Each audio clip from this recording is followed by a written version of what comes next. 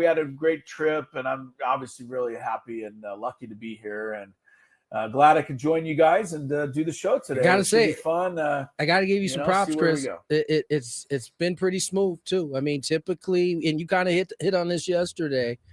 Scraby kind of has a love-hate thing with you in this equipment, and you actually now being able to command it yourself. Yeah, you kind of take some of the power away from him, and steals my thunder.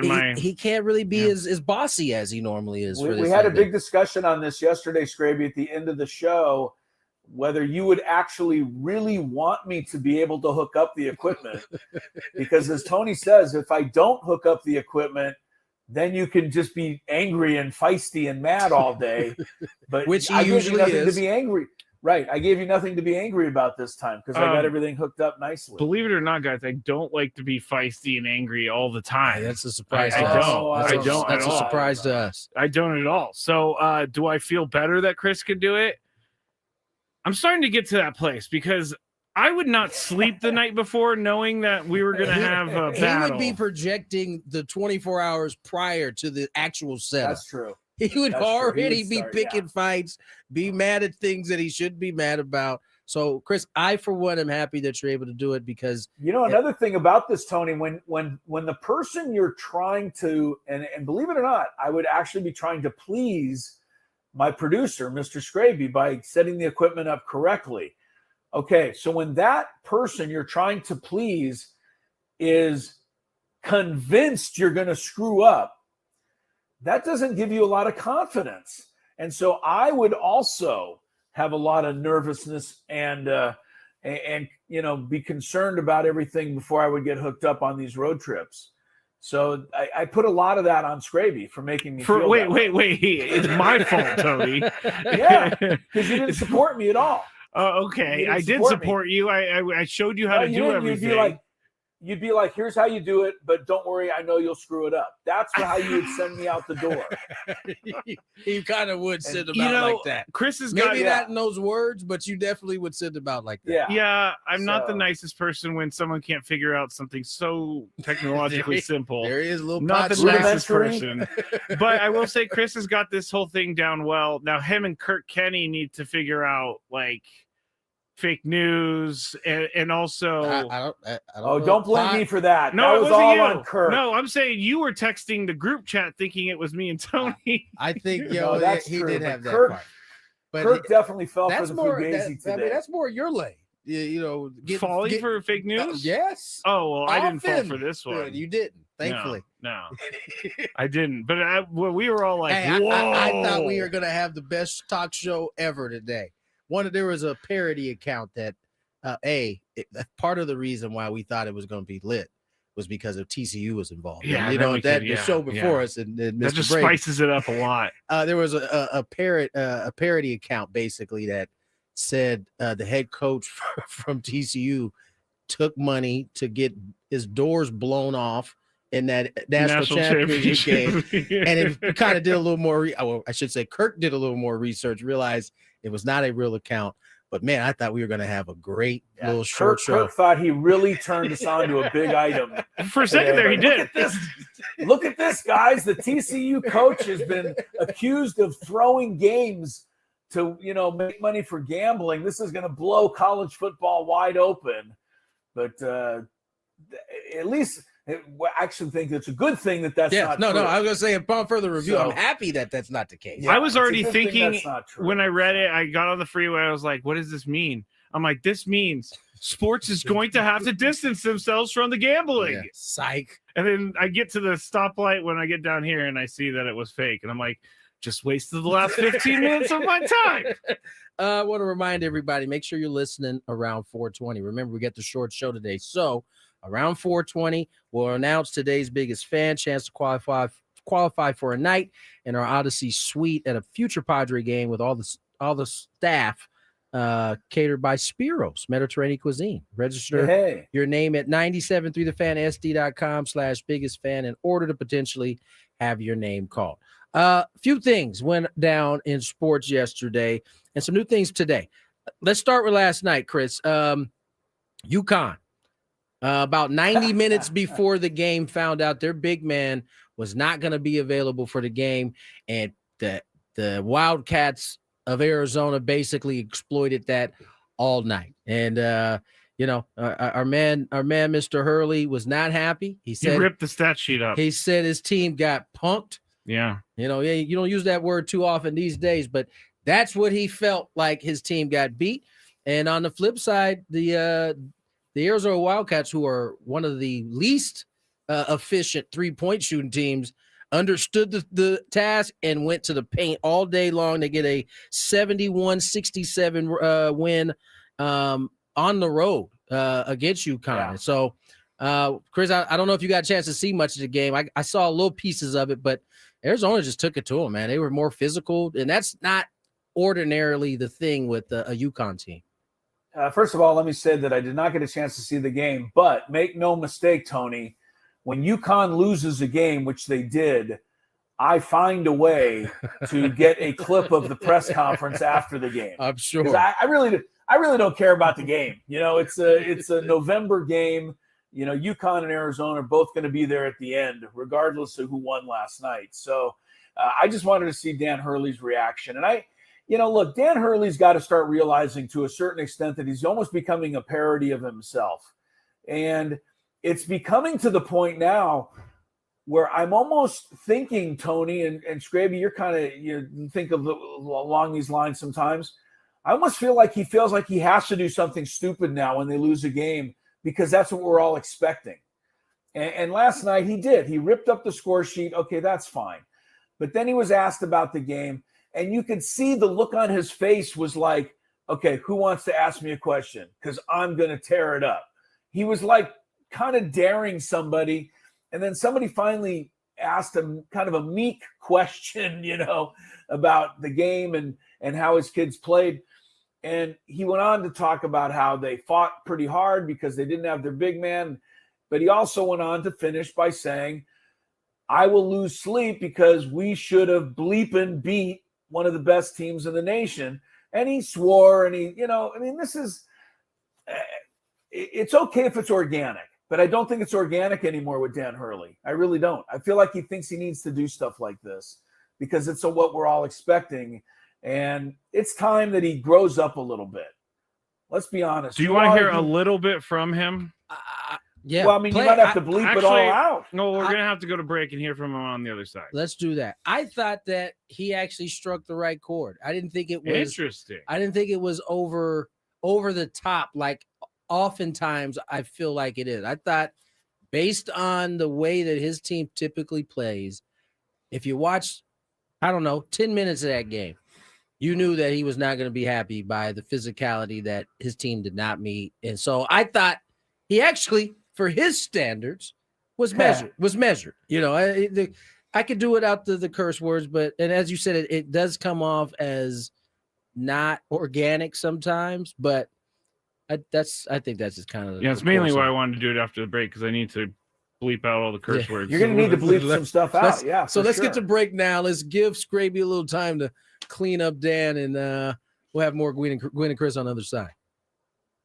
Tony Gwynn Jr. here. Happy debit days from SDC. Tony, much more. Tony, I don't know where Tony went. Because Tony, I see the corner of his room. Oh, well, hopefully he'll be back shortly. Harbaugh. I'm not sure where he went. I might text him to see if he's okay here in a second. Hope he didn't. Yeah. Did you think he fell in the shower or something? I hope he didn't meet with foul play. You think he met with foul play in our commercial break? I don't know. I mean, he is in New York City. So. He's in New York City. It could be, you never know. All right, we'll just go forward. We're just going to go forward without Tony. I'm sure he'll rejoin us when he gets a moment. Everybody stare at that box in the top right corner because it's just the corner of his room. I'm going to look now. I'm kind of intrigued. Oh, someone says maybe he's in the bathroom. I don't know.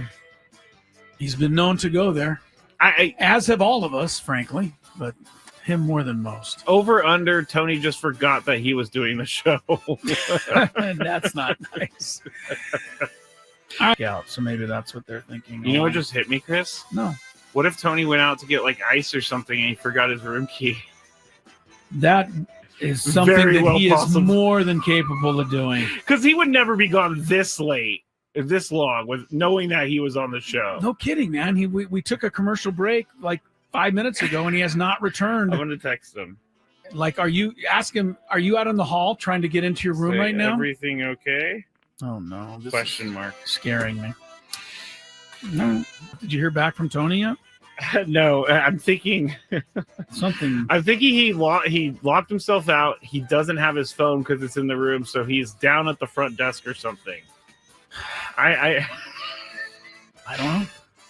I'm sure there's a story in here somewhere. There's definitely got to be a air. story. Anyway.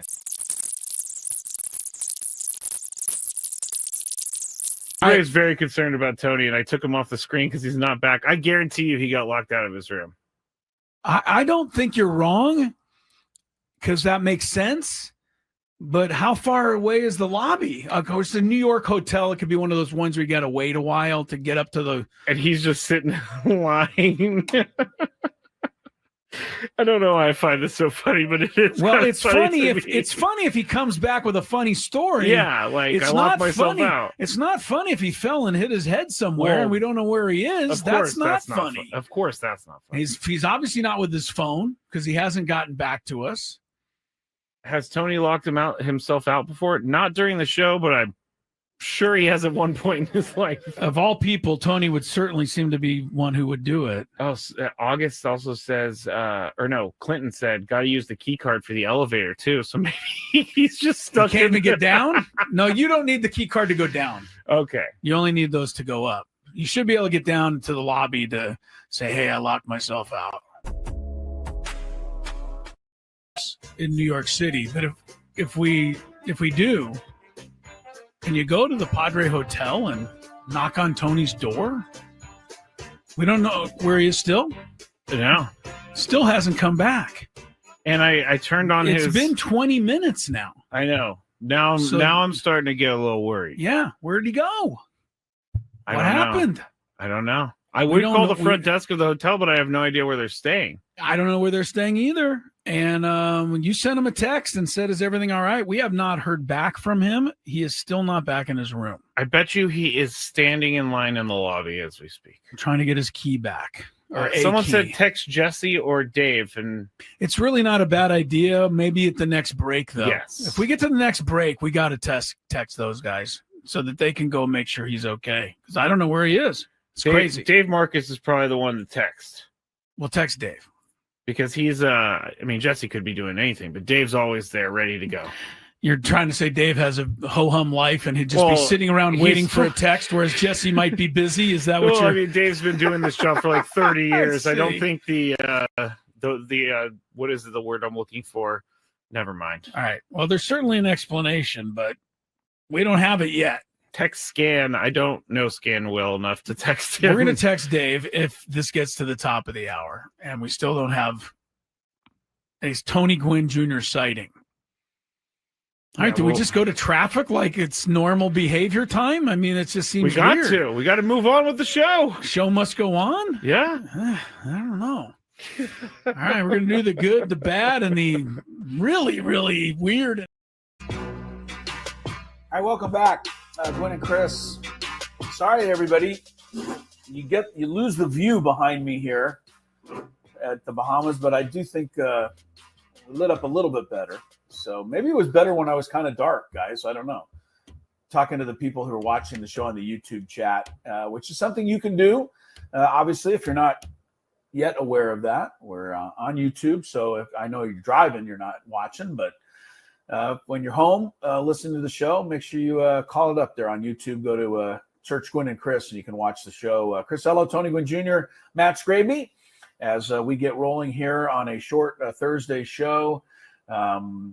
The Buffalo Bills and the Houston Texans getting ready for the Thursday night football game to kick off Week 12 of the NFL.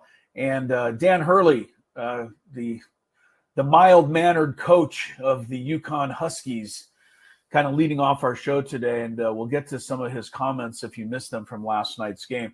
Real quick, though, Tony, I know you weren't here yesterday, Scraby, and maybe you wanted to even say something about it since you didn't get the chance. But Tony, we're one day, now removed from the passing of our friend Randy Jones. And I just wanted to say that, first of all, kudos to you and the show yesterday and, everybody who contributed. I thought, trying to, really hitting the right chord on talking about, the life and times of Randy, and Ted Leitner was on and Jesse was on with us yesterday. But I don't know if you, Tony, saw the same thing I did. Really a remarkable outpouring of love and support for Randy the last 24 hours. Everywhere I went, Twitter, Facebook, wherever it was, everybody who came in contact with Randy Jones, and all of it was heartfelt. And it made me feel, kind of a little tug at my heart, just the fact to know the real kind of impact this man had on everybody, and how deeply he's going to be missed. And you know what I saw? Sorry. Go ahead, Scrape. I don't know if you wanted to say, you knew Randy, of course. Yeah, and you didn't really get a chance to say anything. I'm yesterday. happy to say something about Randy. A couple things about him. Number one, I was going through TMZ Sports for a segment later, and they had an article posted about him with different pictures through the years. And so I thought that was awesome that TMZ even recognized Randy yesterday. But Randy, there's one thing about Randy that stood out to me. And he didn't know who I was. He didn't need to know who I was, but he knew my name every single time I saw him.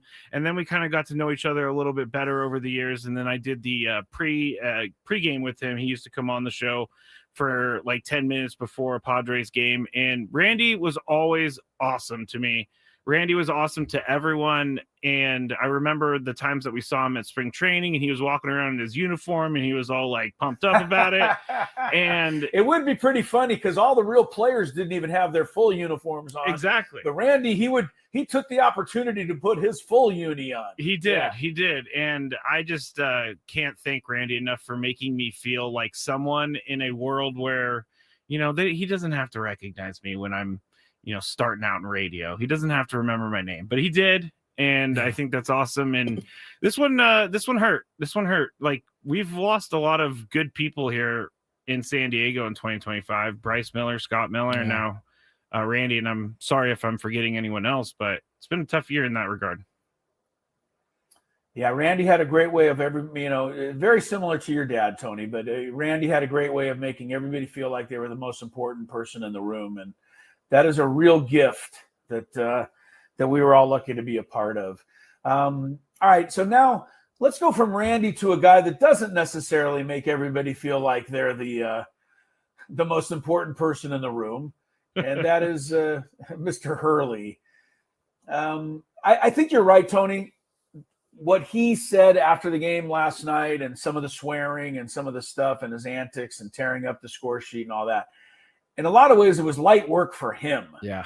Because, we expect him to be a little even more cantankerous. And, but again, I think maybe you can listen for yourself. Scraby, I think, has a clip or something. And I just think it's time that he kind of get with the program. He's made his point that he demands a lot out of his players. And he's made his point that, he's a really good coach. I think, maybe last year that he went to, was it Creighton, and they booed him off the floor, remember? And then he said, "Look at my ring," as he was, I don't know if it was Creighton or not, but I do remember him doing the look at the ring. Was it the official he told that he was a champion? No, I think he was telling he told the fans as he was walking off the court. No, with a I victory. believe he did tell an official, like, I'm a bleeping champion. Oh, yes. Yeah. That's right. Yeah, yes, that's what I mean. Like, that. he could turn up like big time. Like, this Real is quick. light work for him last night. Do you guys want the slightly unhinged clip first, or do you want the more? Give us the slightly unhinged first, and then give us the coach speak. Okay, so a reporter was actually trying to ask him a question, and he shot death stare daggers through his eyes at this reporter. And then it's going to start with him just tearing up the stat sheet, just tearing it down the middle. There it goes. Sometime around he's going to start 2 a.m., 4:30 a.m. I'm gonna wake up and I'm gonna think it was just a nightmare, that like, and then finally when I'm up and just kind of starting to move around, but I'm feeling half dead at around 7:30, 8 o'clock. going to realize, that we just blew a chance to beat one of the best teams down 2 studs, and in a game that we were down 13 and wobbling. Our people got to get our guys healthy and on the court so that we could be the team that we're all really high on. It just tonight sucked. So that's his. I didn't hear that part, Tony, about taking a pretty decent shot at his training staff and his people like that for not getting his guys healthy. That was something you don't hear a lot of coaches say. We got to get our people ready. Come on. Yeah, I mean, listen, they're early in the season. They got some injuries. A loss like this can make you sound as frustrated as he sounded. But I think in the end, the clip that Scraby's gonna play here was ultimately what he was really irritated about.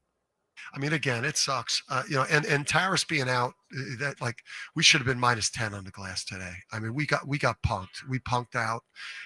It's going to be a bad film session coming out of here where there are people. There's a street fight going on in the paint, and men can't watch fights. Men, you can't stand on the outside. When your buddies are in a fight, you get in the fight. You don't stand on the periphery of the fight. And I think we see a lot of clips where guys were, not in the fight with their teammates. I got to say, while we were on break, Scraby was playing this, and he was commenting that this is just bad advice. Like, why would he want his guys to? Why would he want his guys to go into a fight? They would get in trouble. Like, I thought they were going to be telling guys to go fight. Yeah. Well, because maybe you got to be a hockey coach, Scrape. On the screen, they were showing like a scuffle between 2 guys, and I was like, "Was there a fight?" And these guys ran away. Except he didn't ask if there was a fight. He just was like, "Why is he telling these guys to fight?" I think my quote was, "This is terrible advice." It's great. He's not talking about a real fight. Like it's he's kind of using it as a Can metaphor. I just say? Can I add something to his comment there about guys going in and getting in, being a part of the fight? For some reason, last night, Tony, at the airport in San Diego, they had a channel on that I'd never seen before. Not like an ESPN or one of those. But it was a weird channel. And anyway, they were showing the 4th quarter of the Bulls game against the Trailblazers. Again, why, I don't know, but obviously I wanted to watch it.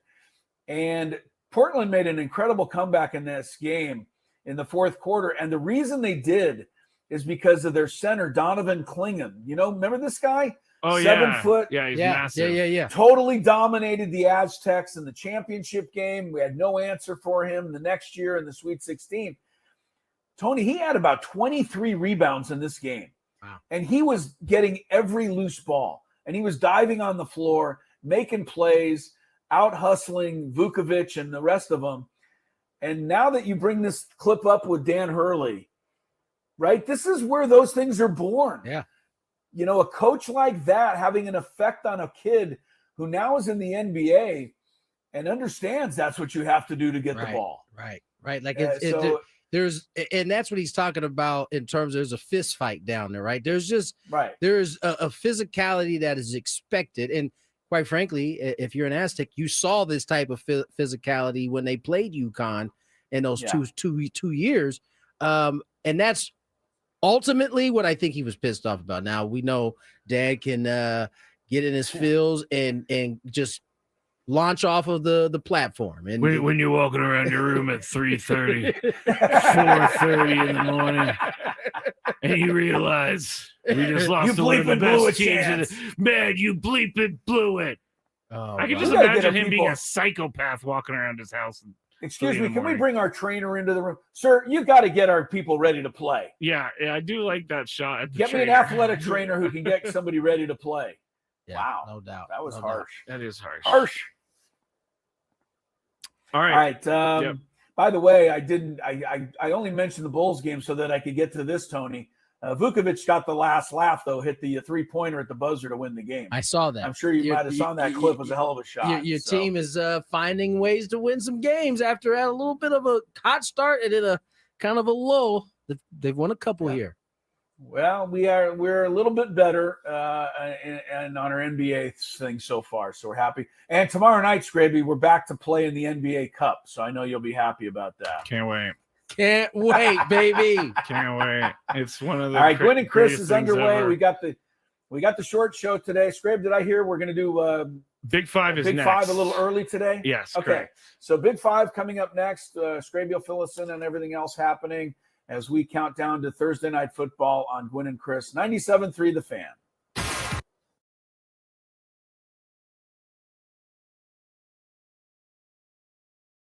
Manny, you were the first chip to come in here.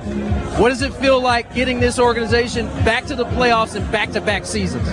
Man, it feels great, man. I mean, it's unbelievable.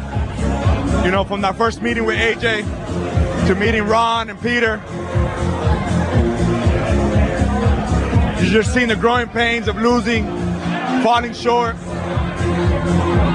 making it to postseason, making it short, having an unbelievable team, and now being back here back-to-back. I mean, it's just, City of San Diego deserves it, the fans deserve it, and this organization as well. Man, you kind of put this team on your back through the mid portion of this season when the offense was a little bit waning.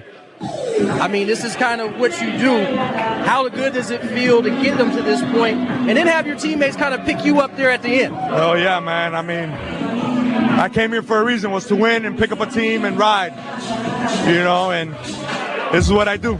I've done it my entire career, continue doing it, and I got faith in my boys. I know that I can ride for a team for a little bit, and I know my boys are going to come up there and pick me up when I'm down as well, and they did that this whole month. And they picked me up, and look where we are, man. We fought, we've grinded, you know, we've gone through the gauntlet as a team, and man, it just feels so good. Feels so good. You guys, you kind of mentioned it. Last year, you guys got to the second half and just rolled. This year, it wasn't that easy. You guys had to really grind it out. Does it make getting to this point that much more fulfilling when you had to work that hard to get there? I wouldn't say that because it's hard. I wouldn't say that, but man, it feels good to win. It feels good to win, to be back in this spot. And yeah, it hasn't been easy, but this team has fought. We fought since last year, and we're going to continue to do it. You guys got 5 more games to go against some opponents that obviously the Brewers are where they are. Really good. The Diamondbacks still in this bad boy. Yes, sir. What are you guys trying to accomplish in these last 5? We're not stopping. We're not stopping. Keep playing good baseball. We're going to continue to do it. You know, this isn't over. We got to get hot. We got to get going now, and we've been showing clips and going, but we got guys fully going. We got guys doing the things that need to get back to, and we're gonna get rolling. And when this business isn't finished, we gotta continue to the end. Congratulations, my friend. Manny, you were the first chip to come in here. What does it feel like getting this organization back to the playoffs and back-to-back seasons? Man, it feels great, man. I mean, it's unbelievable. You know, from that first meeting with AJ to meeting Ron and Peter, you just seen the growing pains of losing, falling short, making it to postseason, making it short, having an unbelievable team, and now being back here back-to-back. I mean, it's just, City of San Diego deserves it, the fans deserve it, and this organization as well. Man, you kind of put this team on your back through the mid portion of this season when the offense was a little bit waning. I mean, this is kind of what you do. How good does it feel to get them to this point and then have your teammates kind of pick you up there at the end? Oh, yeah, man. I mean, I came here for a reason, was to win and pick up a team and ride, you know, and this is what I do. I've done it my entire career, continue doing it, and I got faith in my boys. I know that I can ride for a team for a little bit, and I know my boys are going to come up there and pick me up when I'm down as well, and they did that this whole month. And they picked me up, and look where we are, man. We fought, we've grinded, you know, we've gone through the gauntlet as a team, and man, it just feels so good. Feels so good. You guys, you kind of mentioned it. Last year, you guys got to the second half and just rolled. This year, it wasn't that easy. You guys had to really grind it out. Does it make getting to this point that much more fulfilling when you had to work that hard to get there? I wouldn't say that because it's hard. I wouldn't say that, but man, it feels good to win. It feels good to win, to be back in this spot. And yeah, it hasn't been easy, but this team has fought. We fought since last year, and we're going to continue to do it. You guys got 5 more games to go against some opponents that obviously the Brewers are where they are. Really good. The Diamondbacks still in this bad boy. Yes, sir. What are you guys trying to accomplish in these last 5? We're not stopping. We're not stopping. Keep playing good baseball. We're gonna continue to do it. You know, this isn't over. We got to get hot. We got to get going now. And we've been showing clips and going, but we got guys fully going. We got guys doing the things that need to get back to, and we're gonna get rolling. And when this business isn't finished, we got to continue to the end. Congratulations, my friend. Manny, you were the first chip to come in here. What does it feel like getting this organization back to the playoffs and back-to-back seasons? Man, it feels great, man. I mean, it's unbelievable. You know, from that first meeting with AJ to meeting Ron and Peter, you just seen the growing pains of losing, falling short, making it to postseason, making it short, having an unbelievable team, and now being back here back-to-back. I mean, it's just, City of San Diego deserves it, the fans deserve it, and this organization as well. Man, you kind of put this team on your back through the mid portion of this season when the offense was a little bit waning. I mean, this is kind of what you do. How good does it feel to get them to this point and then have your teammates kind of pick you up there at the end? Oh, yeah, man. I mean, I came here for a reason, was to win and pick up a team and ride, you know, and this is what I do. I've done it my entire career, continue doing it, and I got faith in my boys. I know that I can ride for a team for a little bit, and I know my boys are going to come up there and pick me up when I'm down as well, and they did that this whole month. And they picked me up, and look where we're at, man. We fought, we've grinded, you know, we've gone through the gauntlet as a team, and, man, it just feels so good. It feels so good. You guys, you kind of mentioned it. Last year, you guys got to the second half and just rolled. This year, it wasn't that easy. You guys had to really grind it out. Does it make getting to this point that much more fulfilling when you had to work that hard to get there? I wouldn't say that because it's hard. I wouldn't say that, but, man, it feels good to win. Afternoon. Tony Gwynn Jr., Chris Cello out in the Bahamas, looking across at Atlantis, the resort out in Bahamas. Always wanted to go here. It looks amazing. It looks nice. I really haven't been out of the room much. I've been sleeping all day to catch up on the overnight flight, but I will certainly have time to get out and about, and I'm very happy and fortunate to be here, guys. No question. We actually have aviation news in the Big Five that I'm excited for you guys to talk about. Aviation news, huh? Yeah, it ties into sports, I promise. Did the Wright brothers come up with a new invention? You're finally onto something? I was going to make a joke, but I can't even figure out what the joke was, so I'm not going to. This hour of Sports Talk is brought to you by SD Collectibles. Get ready, sports and Pokemon collectors. SD Collectible Card Show is back at Liberty Station with over 100 vendor tables this Saturday and Sunday. Find sports cards, Pokemon, memorabilia, and more. Visit sdcollectibles.com for info. That's sdcollectibles.com. Scrape, you Big Five's ready to roll? Yes, it is. Let's get to it.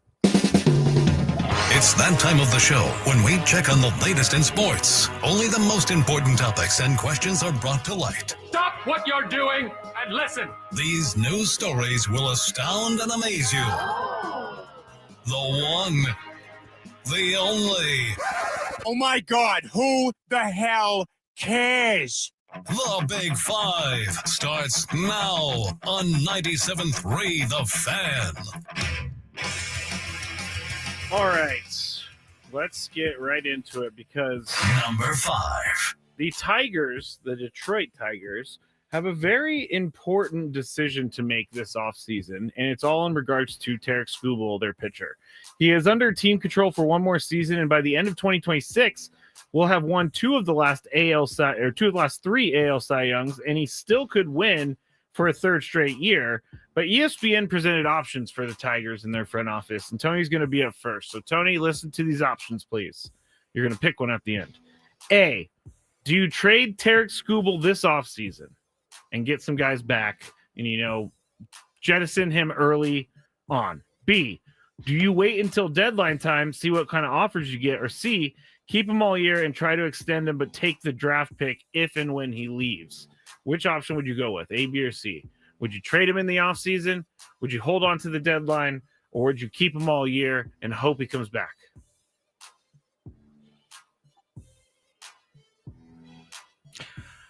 I do not believe Detroit is who's the owner of Detroit? Is this still the Lich? I think it's Pizza the little. Yeah, I was gonna say Little Caesar owns it. I'm gonna look up, Tony. Man, I think Illich. Yeah, Illich, right. I think they got loot, dog. I think you go ahead. Listen, I'm old enough. Remember not that long ago, they went out after already having Miguel Cabrera and Justin Verlander and who was the catcher? Martinez. Good catcher. Victor Martinez. They went out and they signed Prince Fielder to a huge deal. What happened? But I mean, I know the elder statesman of the ownership passed away, but it's still Little Caesars we're talking about. Got them everywhere. Pizza. Why not sign Scooble? That's a great question. Why not? We've seen the Detroit Tigers spin big in the past, and it was fruitful. They got to the World Series a couple times. Are we going a different route now? What happened? And so, this is one of those examples. Like Detroit is not a Pirates or any one of these other small market teams that just has never spent money. What are you talking about? The Pirates are about to sign Kyle Schwarber. Well, if they do that, I'll take it back. I promise. I'll take it back. But Scraby, you missed it yesterday. We talked about that story with the Pirates. If they truly are in on Kyle Schwarber, then that proves what we've been saying all along is that they had the money and they just weren't using it. That's a very good point. Right. That's a very good point. And so, I think ultimately what'll get done is they'll probably move them for a few pieces. I think this is an organization that I think should go out, keep their guy, build around him. Interesting. Did not expect that from you. This isn't. If it was Tampa, fine. Yes, I would have picked one of those three without even getting to this point. If it was the Guardians, fine. The Rockies. They would have paid. Yeah, he's never going to spend money again after paying Chris Bryant. He got a lesson. He learned a lesson there. He's done spending money ever again. I guess ultimately it'll be with an A that they. No, C would be they keep him and try to extend him and give him money. C, and all that. Yeah, do that. All right, Chris, what do you think? A, B, or C? Trade him in the offseason. Be the American League Padre version. There you go. B, you wait till the deadline, see what you can get. Or C is what Tony would do. You would keep him and try to retain him long term. I want it to be understood that I would always want my team to do C. Yeah. Every time. Like, never even think twice about it. And I want to go back to something you read, I think, a couple days ago in the chat, Scraby, where you had said, Tony and I were talking about Michael King and Dylan Cease because they didn't accept their qualifying offers. And somebody wrote in, you guys are, blah, blah, blah, blah, blah. And you should be criticizing the Padres for not being smart enough to get rid of those guys and when we could have got something for them. And I just don't, even if you think that's true, I don't like running my team that way. I don't like trading somebody at a deficit because I'm worried that I won't be able to keep them. I want my star players on my team playing for me. So I just, I think this is what the Tigers should definitely do with Scooble. Try to figure out a way to keep this guy. He is a game changer. He's a franchise-changing player. Why would I ever let this guy go if I don't have to? So I'm always willing to take that chance. And I understand that I wouldn't get as much in return, but I still think I'm doing right by my fans to have him play for another year at least. I mean, if you're not especially if you're Detroit, if you're not like a top revenue sharing team, you're going to get picks for it anyway when he leaves. That's true. All right. We'll see what happens. Number 4. Here's the aviation question, guys. According to reports, the NFL is monitoring the developing market that is supersonic jet travel to Europe. Why, you may ask? They want to establish an international division in Europe and have no complaints about the time it takes to travel there. Who's The NFL. Of course. Problem is, the traveling party averages around 200 people for these teams, but the new planes, the supersonic planes, only fit about 60 to 80. So that's a big problem. They're going to have to take like 3 planes there. The other problem is no one knows where 4 new teams are going to come from. Adding 4 new teams at once would be difficult. Some think a few American teams may relocate overseas. Chris, will you feel any type of way if the NFL takes established American teams and moves them to Europe? Yes. However, I knew the however was coming. if the Berlin Bears are playing, Wait, there's the Chicago Bears and the Berlin Bears? Yeah. No, the Chicago Bears are moving. Okay. No, I'm joking. If the Berlin the Berlin Bearcats, if the Berlin Bearcats are playing the, well, give me another team. Whatever. I'll say the Madrid Bulls. Thank you. And the game is being carried by the Red Zone channel, I'll be watching. And so will you. I do care about the players' health and safety, but it ultimately doesn't affect me. And I think the NFL is thinking along the same lines. Said this before. They put a team or a game on Mars and they can play it and they can show it on Red Zone and Scott Hansen can tell me what's going on. I'm going to be interested in it. So I don't think they should do this, but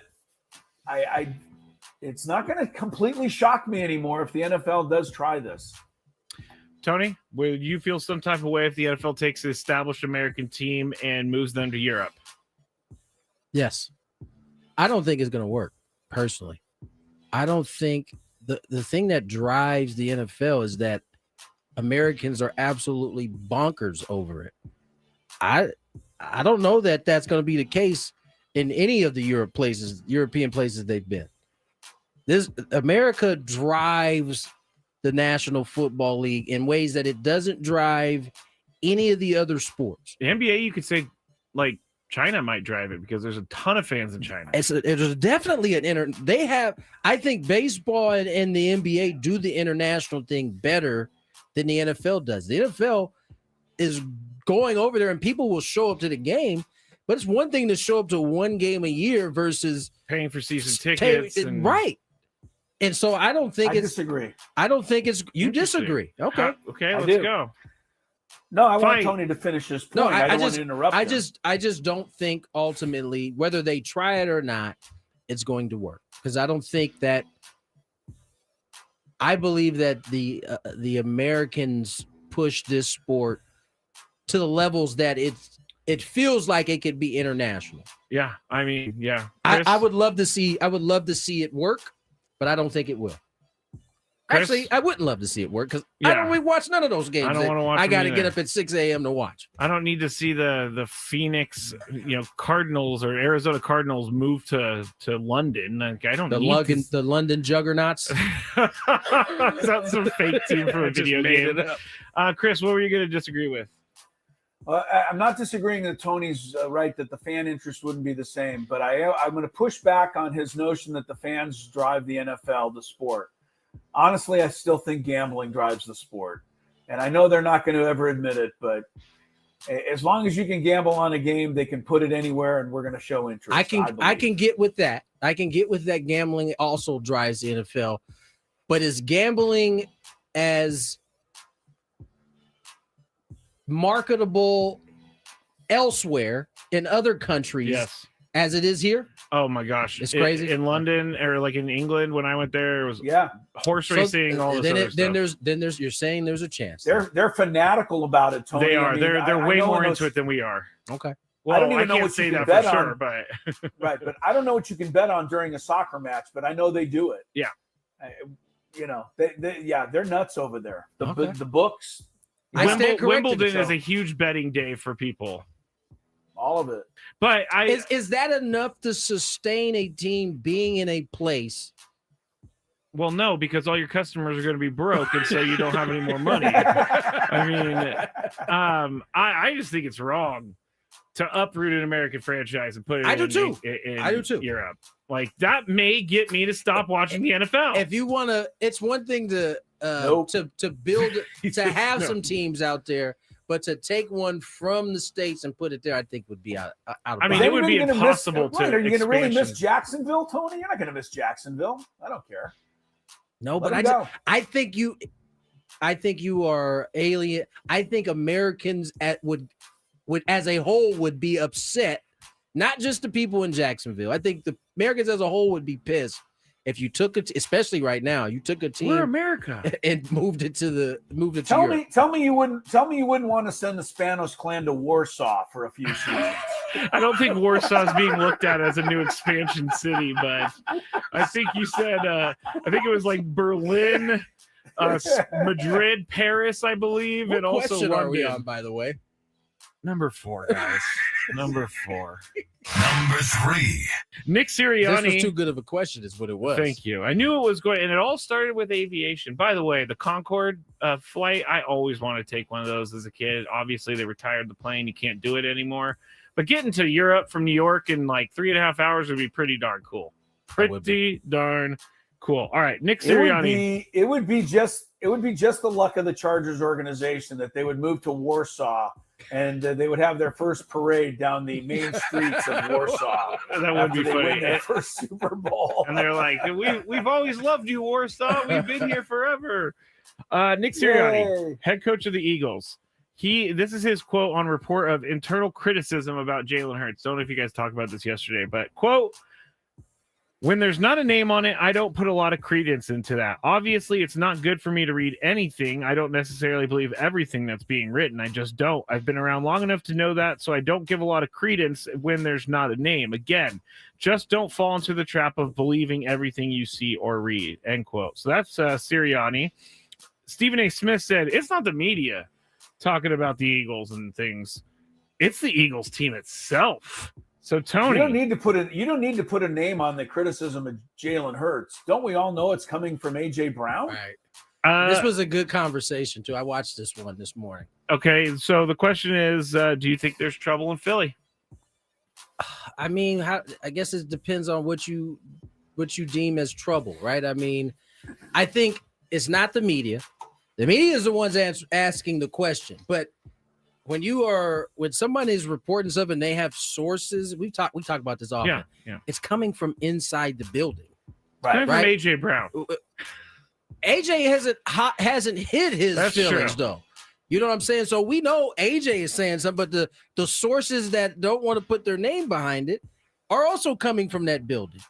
Now, whether they have an argument, I think is a tough one. I mean, they are 8-2. Yeah, I know. That's the thing. They're it's crazy. 8-2. I grant you that it hasn't been pretty all the time.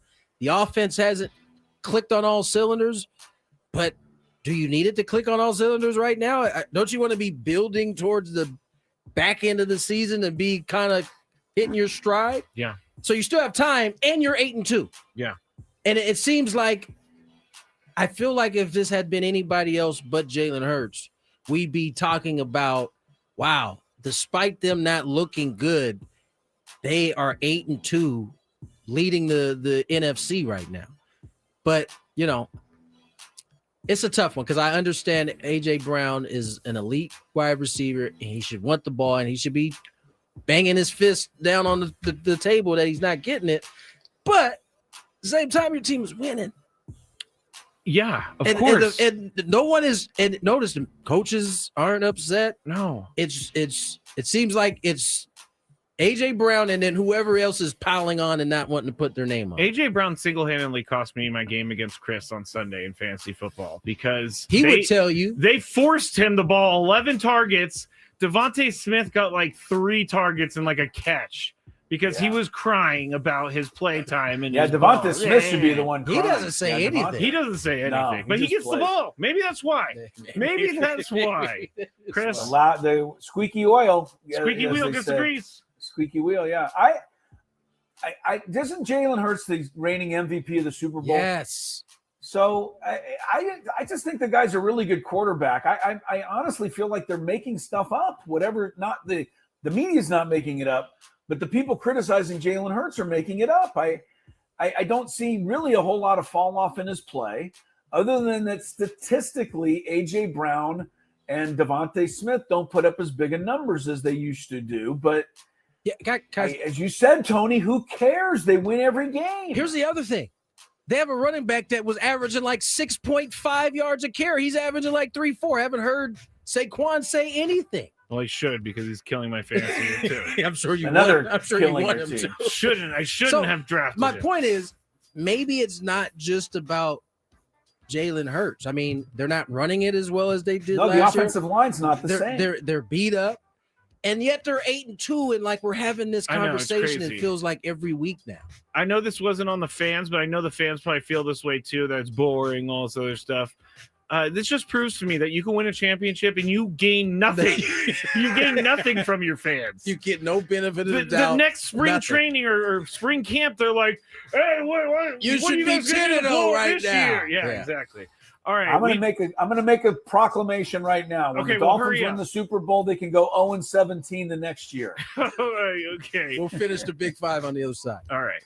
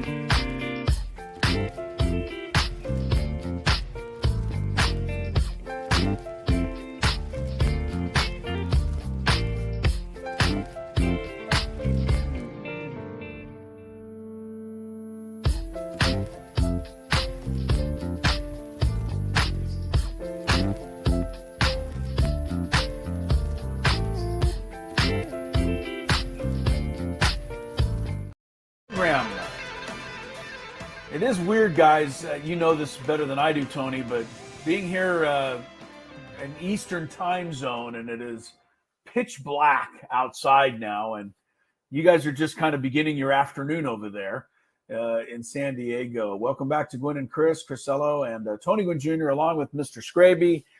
We got another 90 minutes to go today before Thursday Night Football, the Buffalo-Houston game for you to enjoy. Right now, though, we got to finish up our Big Five and got a few other items to get to in this second hour of the show. So, Scrabe, you want to pick things back up? Yes, and we got a comment during the break from Brandon on the chat. Guys, please go watch A.J. Brown's recent interview. He articulates how the offense as a whole is not pulling their weight. Even though they're winning, that's not going to work in important games. I did see that interview. I saw it too. I just feel like he's making too much. He's just making too much about everything. I don't have a problem with. I said that. I don't have a problem with A.J. Brown voicing his discontent with his offense and the whole offense. I just said that. Saquon Barkley isn't running the same way he ran last year. The offense hasn't been as good, but typically we praise teams that find ways to win despite them not being at their best. And, cough, 49ers, cough. A.J. Brown is within his right to feel how he feels. I just am saying that there's time for them to get it right. It'd be different if they were 8 or not 8. They were like, muddling, around 5-5 or something around that, right? But they're 8-2. So there's time to fix whatever it is that's happening. And I just think there's better ways to go about it. Like you could be the fact that Jalen Hurts said that no one has approached him about it. That would include A.J. Brown, I'm assuming. Yeah, I would. So, Well, my guess, too, guys, is that this whole article and all of these things being brought to Jalen Hurts and being reported by the media, I got to believe that the media is basically saying that this is coming from elsewhere in the locker room. Yeah. Because, as you said, Tony, A.J. Brown's been very upfront about it. He put his name on it. So we know A.J. Brown's saying things. So the story is not A.J. Brown. The story is whoever else is in there, right? The problems that are apparently either going on or not going on, depending on what you believe. I think it was one thing for it to be confronted when A.J. said it, but now we're talking about an unnamed source in the locker room saying it. And so that creates a little bit of a different kind of vibe at this point. Now, I don't know. The Eagles, if this is really these are all good problems, by the way, I must say, at 8-2. Yes. Well, yeah, it's always 8-2, but I mean, I don't know. They're sounding almost as dysfunctional as another team that located southeast of them sounds at 4-7, which just makes no sense. I thought when you said South, I was thinking Cowboys, and then you said East, and I knew who you were talking about. Southeast. You knew where I was. Hey, Tony, I was in the airport. No. I was in the airport last night. Oh, the Dolphins. Yeah. Wait, they've won 4 games. Stop complaining, Chris. Seriously. I'm not. You know what? I've had to stop. Yeah, they're shutting me up nicely. Football Talk on 97 through the Fans, presented by Paramount Plus. You can't count on much these days, but you can always count on Sundays with the NFL on CBS and Paramount Plus. Watch your local NFL game live every Sunday on CBS and Paramount Plus all season long. Visit ParamountPlus.com/NFL to get started today. Number 2. All right, the Lakers might have an awkward Thanksgiving after what happened today. They are terminating executives Joey and Jesse Buss from their respective front office positions effective immediately. Joey and Jesse? Yeah, I didn't even know there was such a thing. Me neither. The Braves? Where did that come from? The brothers have held key Lakers scouting roles for the last decade, and they will maintain their minority ownership shares with the Lakers. I also read that they were heavily involved in getting Austin Reeves. They scouted him, Tony, so I don't know if that's true or not. I did hear that. I do know that, yes. Okay. Well, Chris, you're up first in this one. Is it big deal, little deal, or no deal that these guys got fired? Well, I don't think it should be as big of a deal as we think. The Buss family doesn't control the team anymore. Is this correct, Tony? That is correct. The Dodger guy owns it, right? Yeah. Right. So, look, you got to get the job done no matter what your last name is. I respect that. I don't really know, exactly why they're being terminated. Maybe, they're just living out the Playboy lifestyle of Jerry Buss in this certain era. I don't know enough about this to know, but I don't make it that big of a deal. I think the fact that the Buss name has now kind of been, taken off the Laker brand, it should be no special favors. Tony, as our resident Lakers fan, big deal, little deal, or no deal, these guys are gone? Yeah, little deal. Mark Walters is the dude kind of running the show now.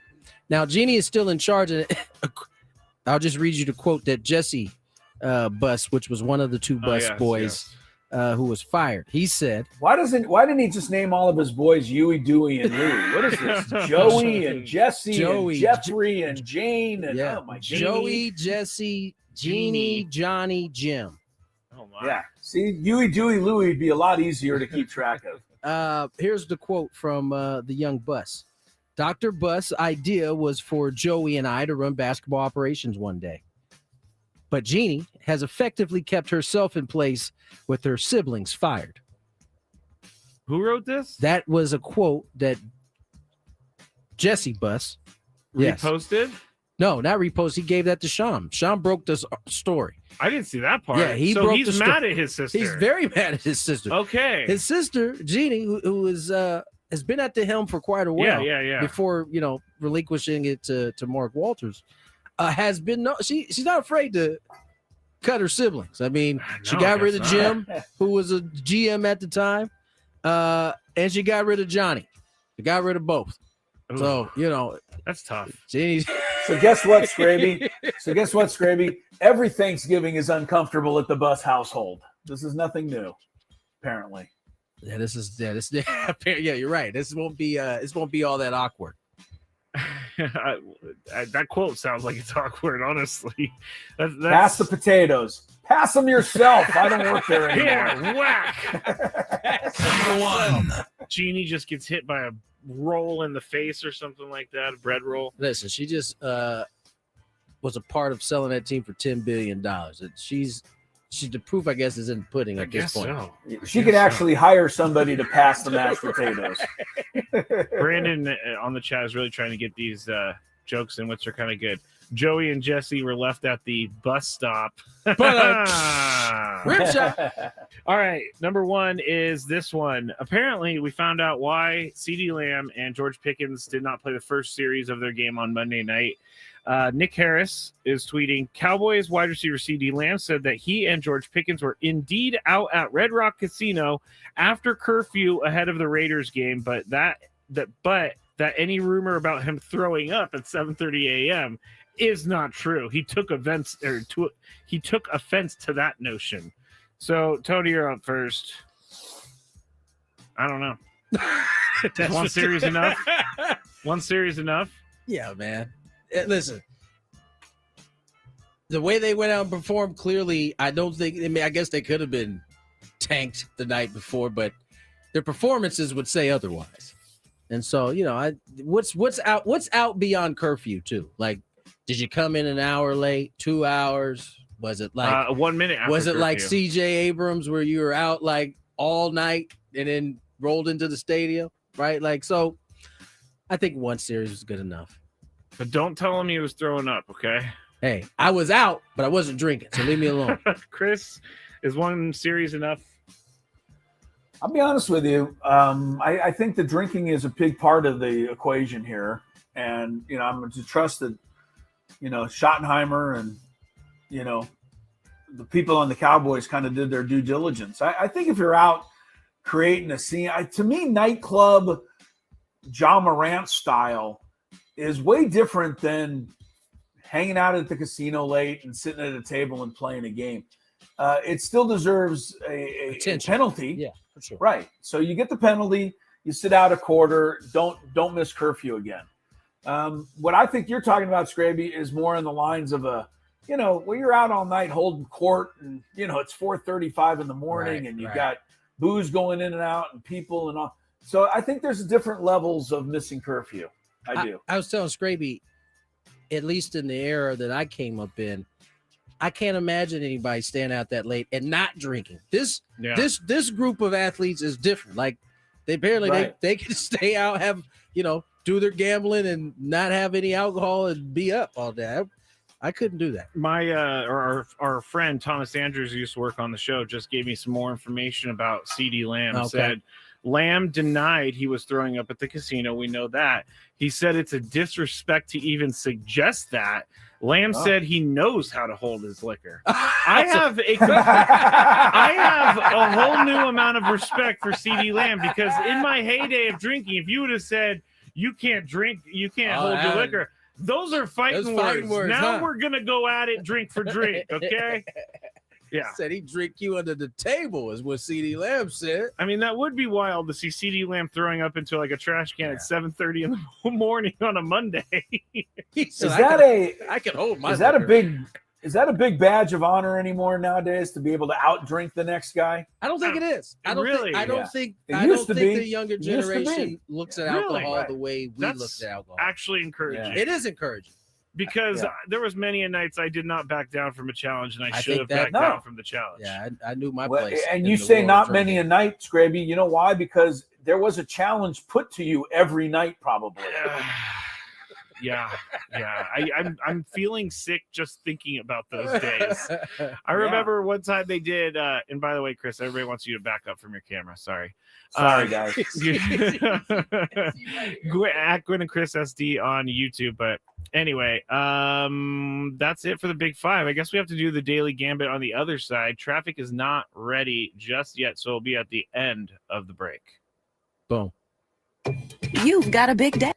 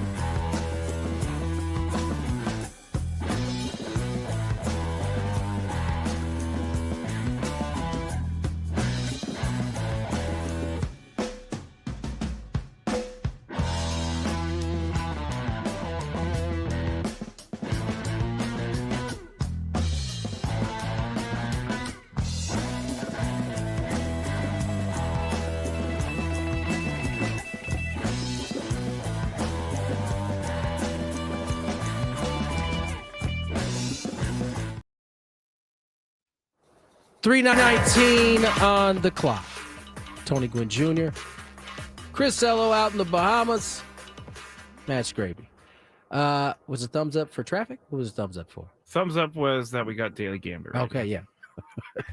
Okay, I didn't know what I knew we had the Daily Gambit, but I didn't know what the thumbs up was for. I guess it was to remind me that we have the Daily Gambit. And Do you have a hitchhiker thumb, by the way?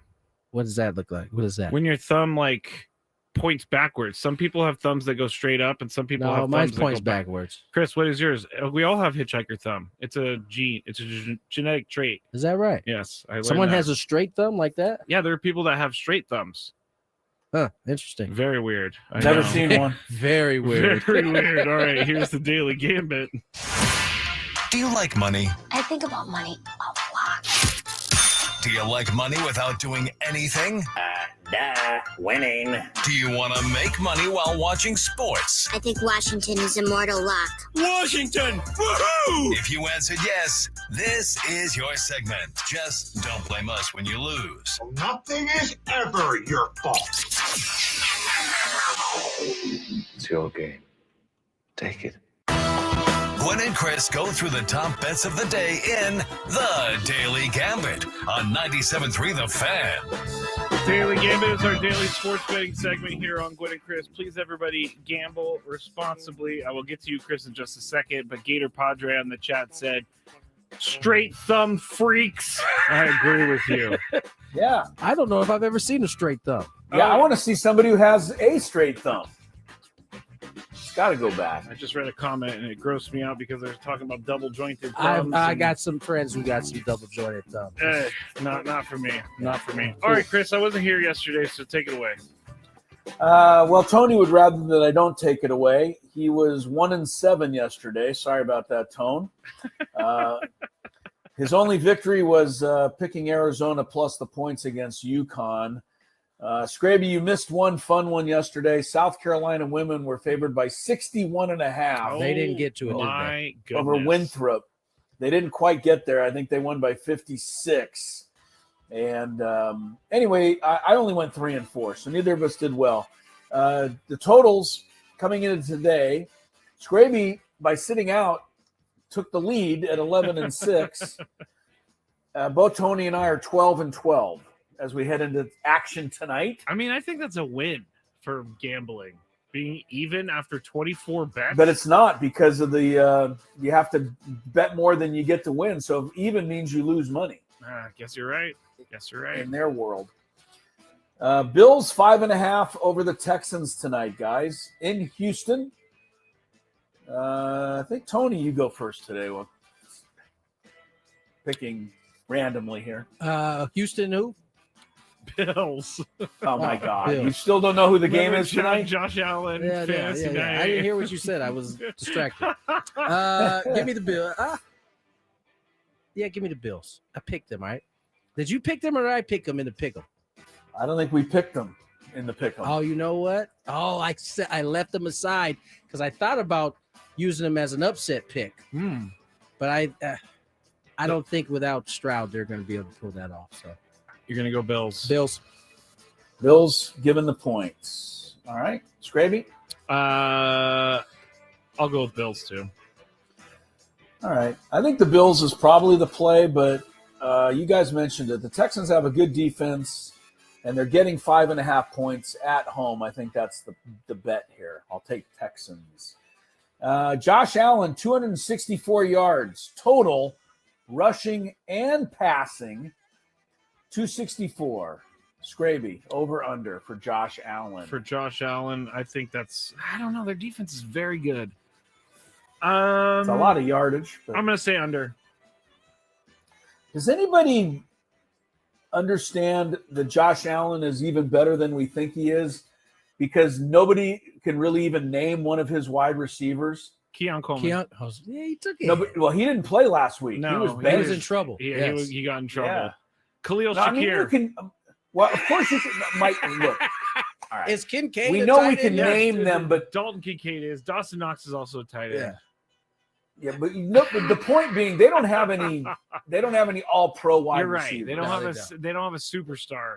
That's kind of what They I'm do. He getting just at. plays quarterback for it. Yeah, and they Right. got rid of their superstar wide receiver last year and sent him to the Patriots, and he's doing very well in Stephon Diggs. No, that And was it 2 wouldn't years kill ago, buddy. Josh That Allen was to 2 just years turn ago? He was around with the on Texans last year. You're right.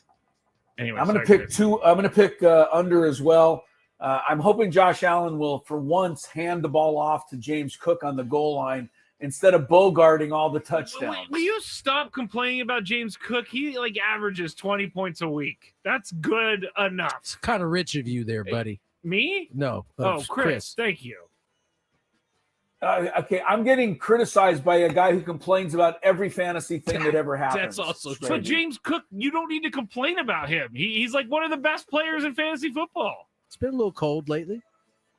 Well, Just he beat wait me last until week, it's- so Yeah, he did. But wait till it's third down, and there he goes, trotting off the field for some other guy again. That is pretty irritating, I must say. Tony, what did you pick on this 264 rushing passing? Over. Over. Okay. We got number one in the nation, Purdue Boilermakers, minus 14.5 at Memphis. Is Penny still the Memphis coach, Tony? Yes, he is. I'll take Memphis then. Usually has a decent enough squad. Tony? Purdue's number one, but it's early in the rankings. Are we doing what's the spread? Are we doing spread? 14 and a half. Yeah. Yeah, let's say they'll cover that. Memphis, yes. Purdue? Memphis, okay. Memphis. Oh, Sorry. Memphis, okay. I'll Spread? just go the other way and go Purdue. You go Boilers. The Boilermakers. I shouldn't put this one in because it pains me to do it. USC Trojans tonight, 18.5 over the Troy Trojans. Oh. Yeah. The Troy Trojans obviously makes a negative thought for all of us Aztec fans. Tony, what do you think? I'm gonna Does be a Troy hater. back up after beating us? I'm going to be a hater. I want USC to get one of them bad losses now, too. All right, so you're going to get Troy. Give me the Troy Trojans. Troy Trojans. Gravy? By the way, I'm going to take Troy. But by the way, did you guys know that Troy was a part of the highest scoring college basketball game in history? Do you guys know that? Did not know that. Yeah, they beat DeVry in 1992, 258 to 141. Don't even know how that's even possible, but they did that. They scored 123 first half points and 135 second half points. How is that possible? Someone please tell me. I will tell you this. There was a school in San Diego called USIU. Tony, you know who it I is, do. right? Yep. Well, they had a basketball team, Division I, for a few years that was legitimately scoring 170, 80 points a game in Division I college basketball. Wow. They were losing, too, with those kinds of scores. What? Yeah. Yeah, look them up. What? That's crazy. Look them up. All right, I'm going to take Yeah, go I'm ahead. going to take USC here because I think Troy will be tired with the double overtime. We've got Orlando 5.5 over the Clippers. Quick thing on the Clippers: Kawhi Leonard misses his 7th straight game with the ankle problems. They have fallen to 4-10 without him. Scraby, your pick. Sorry, I missed it. What was the bet? Magic 5.5 over Okay. Clippers. I'm going to go Magic. Magic. I think you got to go Magic, and I think without Kawhi and Bradley Beal's out for the year. Bad luck for the Clippers. There you go. Tony, The Magic.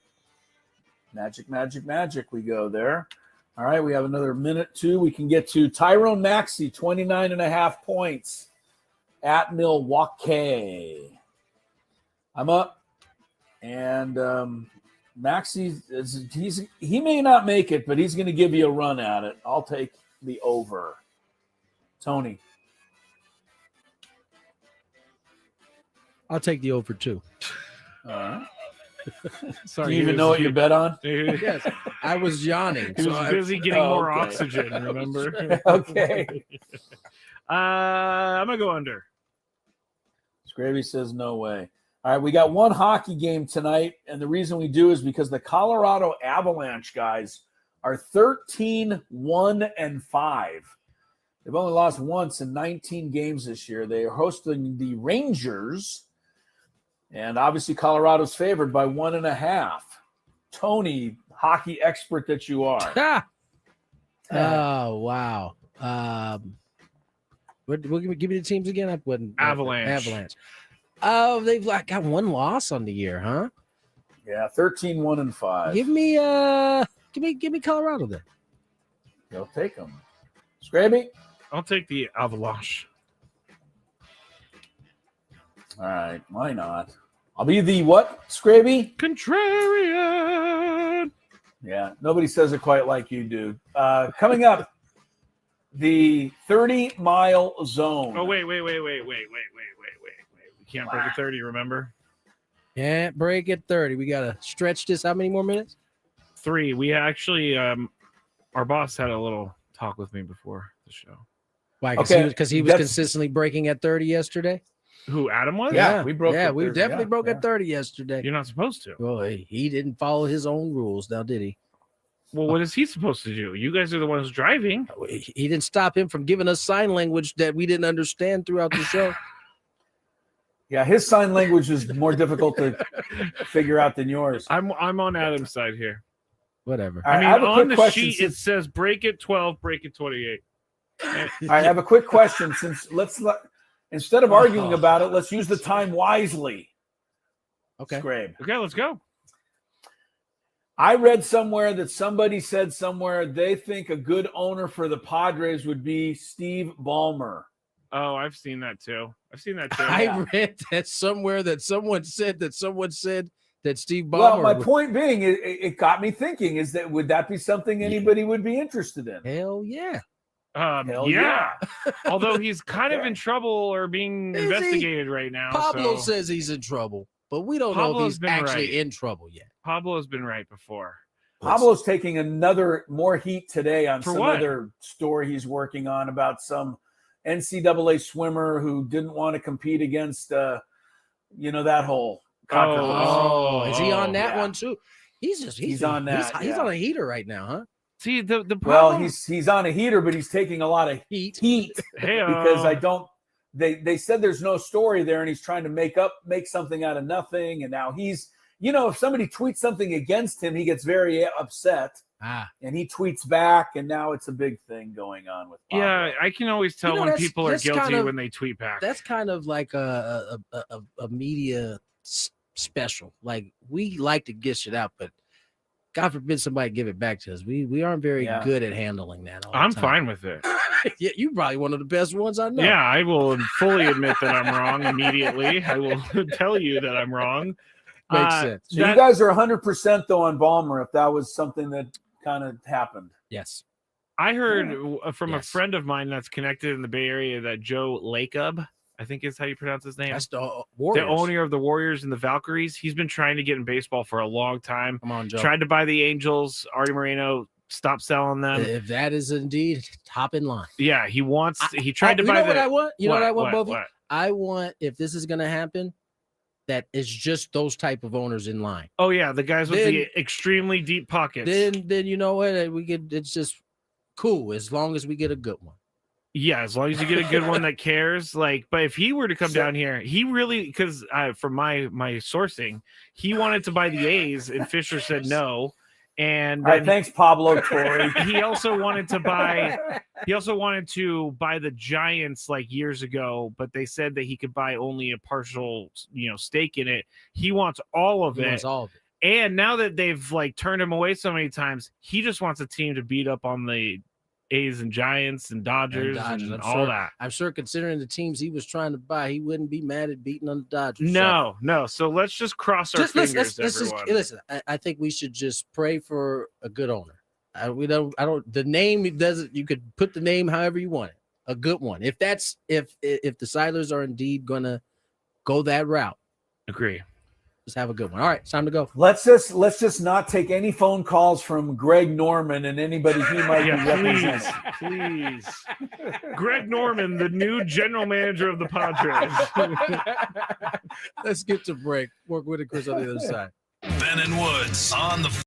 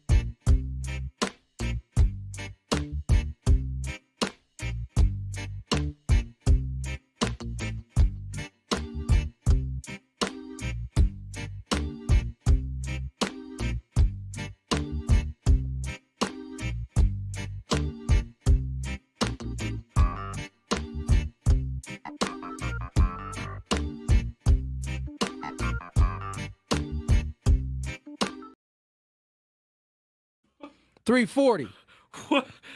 What just happened to Chris? What happened? I can't see Chris. He has like sunglasses on right now. It's really weird. Here, Tony. I'll turn around the computer. Where'd Tony go? Oh, you gotta turn around your camera. Oh. You gotta see it. Gwynn and Chris SD or 97.3 The Fan on Those YouTube. glasses look like the ones that they like cartoonish put on guys randomly. Yes. Those look like those glasses. Chris, There's a little method to my madness here. We received these last night on the bus on the way down. These are gifts to the team from the folks at Blenders. Oh, you know, the guy who is supporting San Diego the Aztecs. State. Yeah, the San Diego State guy who's given so much money to the athletic programs. And I'm sorry I forget his name, but he's a big alumni donor to San Diego State. And so he was nice enough to give everybody on the team Blender. I don't know that this is the look for me, guys, but you know, actually, I mean, you kind of. I think it kind of accentuates the baldness up here. I don't think it's good. It accentuates the baldness, huh? His name's Chase Fisher. Yeah, I was just about to say that. Yeah. Tony. Anyway, I want to thank the Blenders guy for the Blenders glasses. Shout out to Chase. We all appreciate it. Appreciate you, Mr. Fisher. Yeah, K-Law said this too. On Chris, they look like glasses that they give you after your eyes are dilated. Yeah, they do. I'm not. Yeah. That's a great call. Anyway. That's what he meant by accentuate his baldness right there. Yeah, exactly. Apparently so. Oh, okay. We got a, 30 mile? Correct. Let's get to it. We got traffic first? From the 855 Get Ross Traffic Center, protecting San Diego after accidents or injury, here's Kelly Danick. Traffic is brought to you by Valvoline Instant Oil Change. Get a little busy on our roads. Southbound 805 before Nobel. Watch out for what looks like a large rock in the fast lane. Also, eastbound 52 just past Santo Road. We are getting reports of a collision blocking the fast lane. Siempre Viva on-ramp to eastbound 905. Collision involving several vehicles all over the right shoulder. Also, northbound 15 before Friars Road. Collision over to the right shoulder.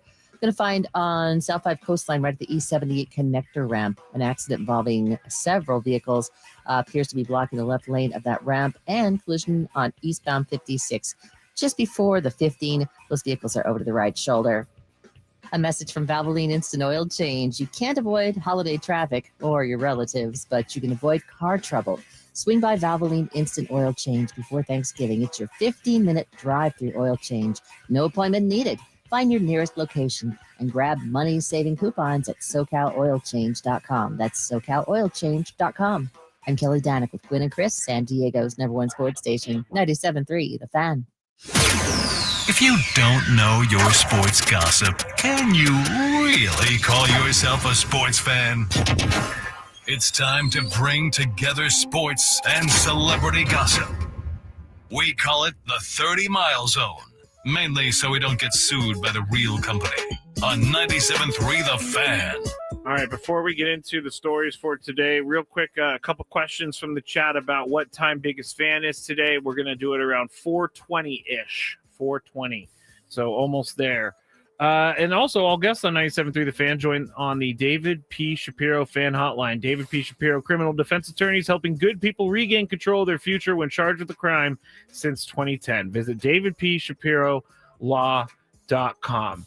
Do you guys know a quick question? Just a quick question. What guests did the producer get for the show today? You. We never have a guest on Thursday, but when they do appear on the show, it's brought to you by the David P. Shapiro Fan Hotline. Tomorrow we have one of the great Apple soccer people coming on. I have to go look because I have two different names. We're going to talk soccer on Friday and Monday leading into the playoff game. You have to go look. I did hear that Mikey name it is. Yes.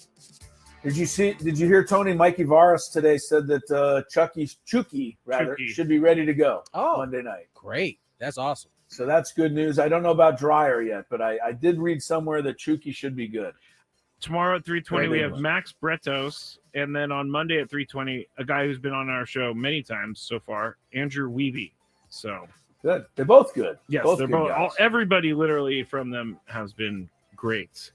All right, do you guys know what grok is? Grok. Yeah, I've seen references I've seen to it, it. but I don't know. I seen it on. Was it a web? Did I see it on a website? Yeah, I've you seen did it see it on the somewhere. website. It's on Twitter. It's Oh, Twitter's yeah. version There of you go. AI. Oh, is that So- what it is? I've never I thought actually it was- played with it. Yeah. Apparently, I don't. Of course, need to be. at first glance, I thought it was a new venture by Gronk. No. This is an Elon Musk special. He really wants Grok to be the greatest AI tool in the universe. So on Twitter, sometimes you can go to a statement or something, and you could say, "Hey, Grok, is this true?" And Grok will reply whether it's true or what it can find and all this other stuff. So it's kind of like a fact checker. But this just proves to me that Grok is a liar, everyone. So someone asked Grok, who's more fit between LeBron James and Elon Musk? Oh, somebody was just out here trying to stir the pot a little bit. And Grok wrote back and said, LeBron dominates in raw athleticism and basketball-specific prowess, no question. He's a genetic freak, optimized for explosive power and endurance on the court. But Elon edges out in the holistic fitness, sustaining 80 to 100-hour weeks across SpaceX, Tesla, and Neuralink demands. So that didn't get the person's answer. So they said, but if you had to pick one of them for fitness, who would you say? And Grok came back and said, Elon Musk. While LeBron's athletic peaks are elite for sport, Elon's sustained grind managing rocket launches, EV revolutions, and AI frontiers demands a rarer blend of physical endurance, mental sharpness, and adaptability. True fitness measures output under chaos, where Elon consistently delivers worlds ahead. So Elon Musk, according to Grok, is more athletic and in shape than LeBron James. Did Grok go on to say that the only person better out? Did Grok go on to say that the only person Chris, is better we have physically? Elon in the studio. Oh, sorry. I'm not. Go ahead, Chris. When did Tony start doing imitations? It's good. I'll just say that. I agree. I agree. I agree. So Elon agrees with Grok on this. That is not something I expected today. Chris, what were you saying? I'm going to let that just stand. Okay. Tony's thing. All right. That's crazy. Come on. I mean, he definitely programmed it. Can people take it seriously if that's the kind of answer you're going to get? Most times, Grok, I will have to say, is very serious. The fact that Elon had that program and was ready for that question is just wild work. That is wild. That is really wild. Just in case someone asks, who's the better athlete? I would never think of that. I would never, but I'm also not a trillionaire. That's true. So what would Grok do if our POTUS asked Grok who was in better shape between Elon and he? I might have to go ask Grok that. I might have to go ask Grok that. I guarantee you it says Elon. It has to. It's gonna give me the same response. It's gonna praise the POTUS. I think that's the homework for his tonight. hard work and his dedication and how many different things he has. It's gonna be the same response, but in the end, Elon wins. I think that's the homework tonight. To find out how Okay, Grok someone says. remind me. Someone remind me. All right. If you love Mediterranean food, try Spiros for authentic Mediterranean cuisine in Coronado or La Jolla. For dining or takeout options, visit spiroscuisine.com. Now, did you guys see Cam Scattaboo the other night at Yes, we talked about this. We talked a little bit okay, about this, okay. but this is fair. We can talk about it. I mean, a I don't little really bit. have anything else to say about it if you guys already talked about it, but Apparently the Giants weren't upset. they're with not mad about it. Yeah. Fans are very mad about it. Yes, and typically the fans seem to be more upset than the team, which is kind of wild to me on these situations. I saw the clip, and I can understand why the fans are actually a little bit concerned. It looked. I mean, I It's know very WWE. I know it's supposed to be scripted, but it looked a little physical. Scattaboo's for a dude on a scooter. No, that's true. It was a little bit more physical. And I think Chris and I's point was I didn't actually mind him going, but I don't know if you need to be a part of the show with we saw your whole leg mangled. I don't know. 3 weeks ago. I don't know that's just if you care about the people who are going to come see you and how they feel, then I don't know that this is the greatest move. Yeah. But this is also. I don't think this is also. Go ahead, Chris. I'm sorry. No, I was just going to say this is also why all these NFL contracts and NBA contracts include stuff, to say you can't do certain things because athletes go do those things. I mean, listen, stop it before it happens. I think there was when I first started playing professionally. I used to talk about playing basketball openly until I found out that I wasn't supposed to be actually playing basketball. That's right. And then it had to be kind of on the low. Yes, yeah. I don't want to get. I don't want to get this guy. You get hurt. I mean, I don't you lose your money. Teams can certainly take away your money. Yeah. This has been happening for a lot longer than you imagine. We had a pitcher on the Aztecs named Curtis Burkhead. And Curtis, if you're out there, I think your statute of limitations is passed, so you're okay. But Curtis was a hell of a pitcher. He went to Crawford High School. He went 10-0 his freshman season at San Diego State on the mound. But he also liked to play a little basketball. And he hurt himself playing basketball, but he told Coach Dietz that he hurt it jogging, stepping off a curb, and that saved him quite a bit of angst from Coach Dietz. Coach Dietz would have ate him alive. He's just like, come get in the helicopter. Yeah, I never told Coach Dietz when I was going to the Arc to hoop at all. It was just out there. To continue with Cam Scattaboo, he is guys, I gotta say, I think he's a meathead. You think? I think he's a meathead because now he has a 10,000. He's from the Bay Area, if that means anything. I did not know that. He's from but the Bay. He's a meathead for sure. He is now on Twitch, and since he has all this extra time, he is trying to get a bunch of people to subscribe to him. So he now has 10,000, and in order for him to do this stunt, he needed 10,000. He was going to drink an energy drink out of his shoe. A shoey is what they're calling them. And he did it on Twitch. He also just ate a random taco while he was shirtless doing this. So Cam Scattaboo, meathead. Cam Scattaboo is straight. What is this gin called? I was going to make a joke, but that wasn't nice.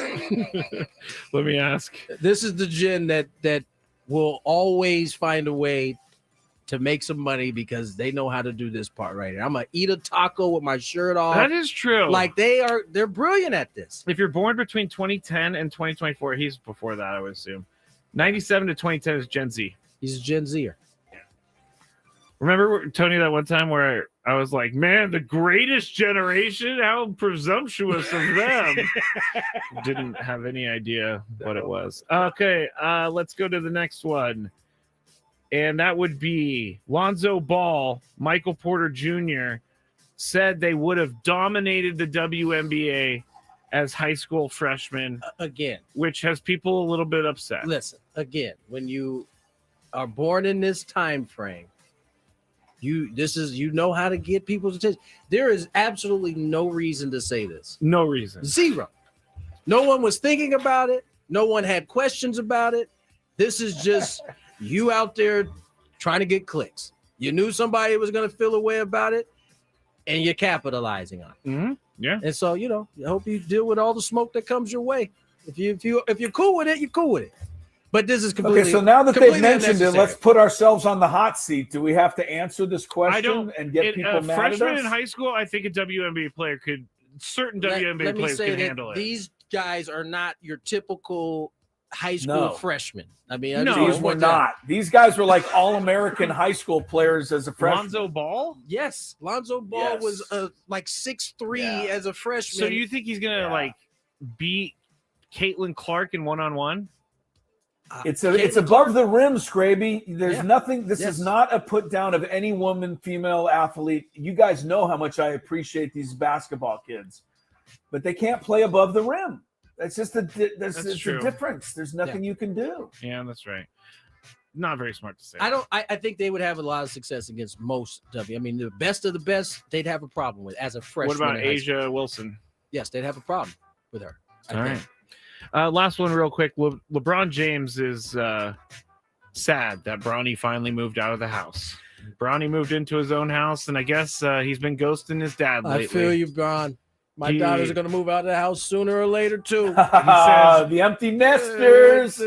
I feel you, bro. He says, we don't talk as much anymore, and it really bums him out.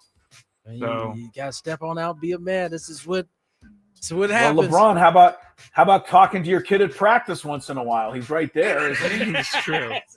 All right, Chris versus fans, when you get back, 833-288-0973. Get in line.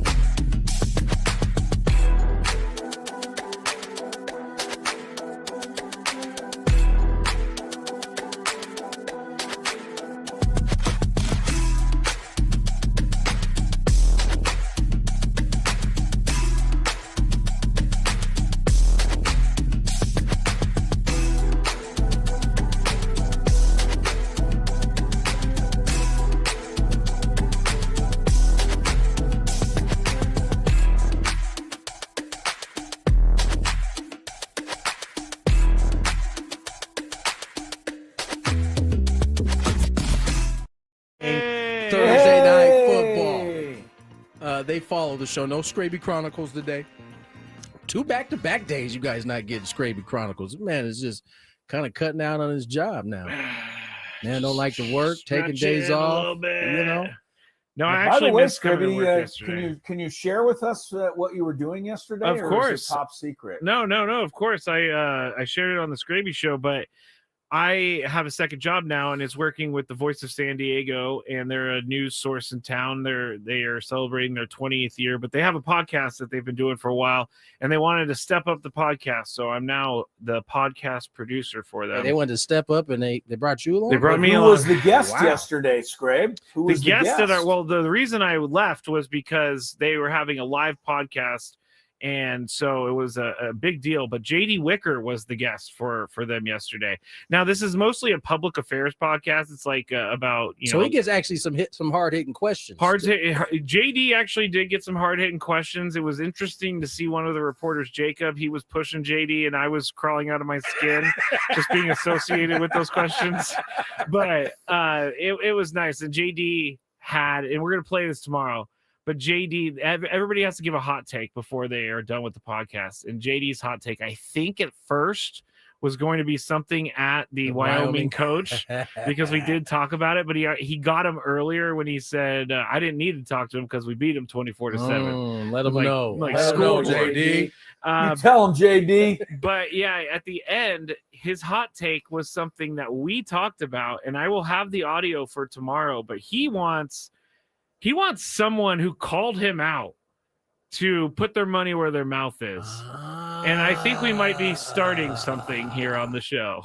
I see. I think I might know where you're going there. Yeah. You know what you're and the down way JD said it made sense to me of like, you know what? Because Chris brought this up. I guess I don't want to give it away because we're going to play it tomorrow.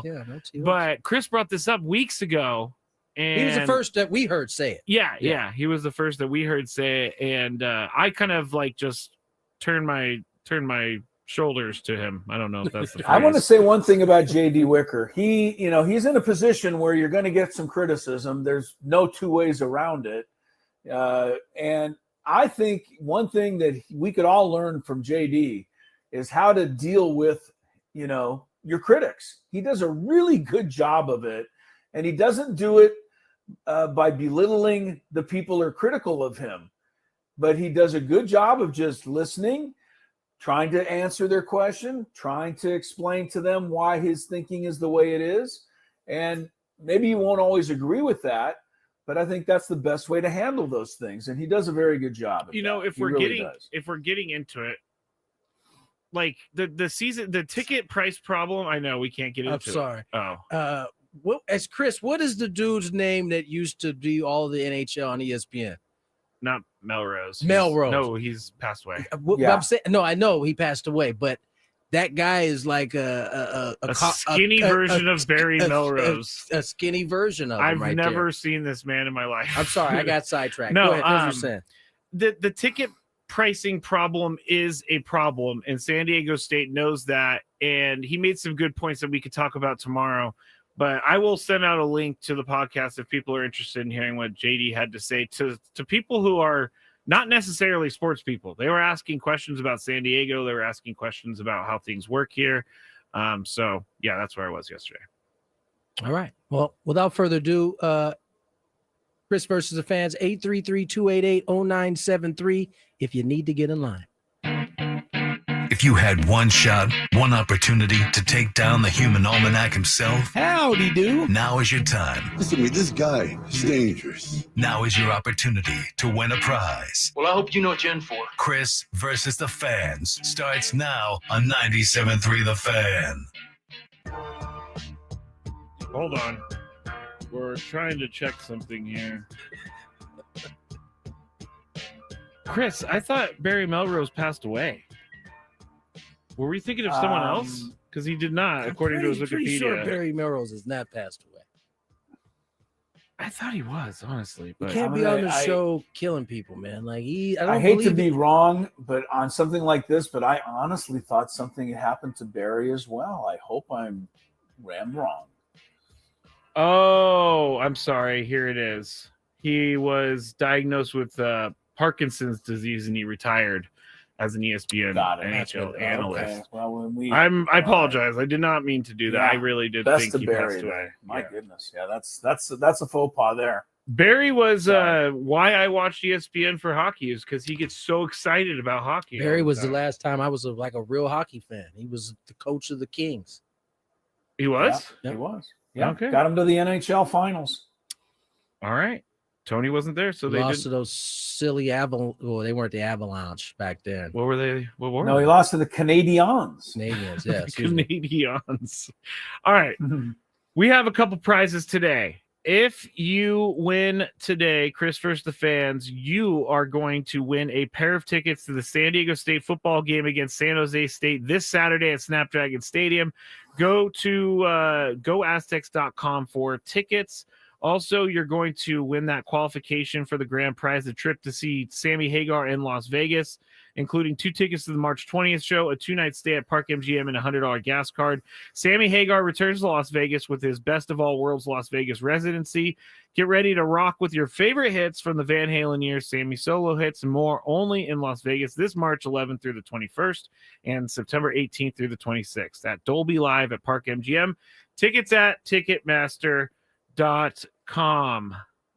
All right, let's get to our first contestant for today. We'll go with Jeremy. What's up, Jeremy? Welcome to the show, man. Happy Thursday. Hello again, guys. Hello. Here we go. Hey, First Jeremy. question.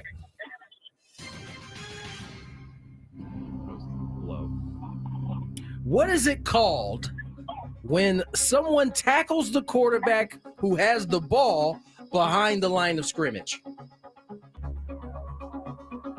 Someone who has the ball tackles quarterback. I believe if I'm or tackle, I believe it's called a sack. I believe you are correct, my friend. Nice job. We move to question number 2. This one might get a little tricky. Yeah. Where is the next Super Bowl being held? Oh man. Yeah, I agree. Wow. Yeah. I don't know. I'm gonna pass. He's gonna pass. He's gonna pass. No one knows this. This season Super Bowl? Rod said London, which is not true, but it might be one day. Yes, this season this year. Yes, this year. Oh. No tougher than My first instinct was SoFi Stadium. I'm going to stay with it, but I'm not too sure. SoFi. Here we come. Someone else said Warsaw. Warsaw. Yeah, SoFi is not correct, Chris. SoFi is not correct. Same state. Santa Clara is Yeah. where they'll be headed. Oh, yeah. Yeah. That's because Bad Bunny's going up there and the people were yes, upset. Yeah, yes, I should have remembered Oh, that. Gracie Okay. Hunt came out and she was Somebody angry was about mad. Bad Bunny. Someone else came out and was upset about it too. Can't remember who. I just don't understand why people can't just not watch it. Yeah, I don't understand. Like it's really not that difficult. It's not. It's not at all. What have you not been paying attention to, Scraby, that everything in the world now has to be political? I totally understand that, and we're not going down that road. But it's like, this just go for a walk. This isn't hard. Just go for a walk. Go for a walk, please. Question number 3. Yes. Jeremy's still there. Still here. Here we go, Jeremy. Of the 19 gold medals awarded for the Olympic men's ice hockey in the 20th century, 13 of them went to 2 countries. Which 2?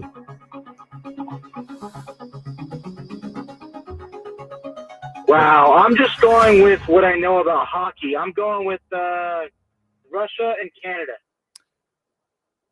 I'll give it to you. He's gonna give it because to it's him. currently called Russia. It was once called the Soviet Union.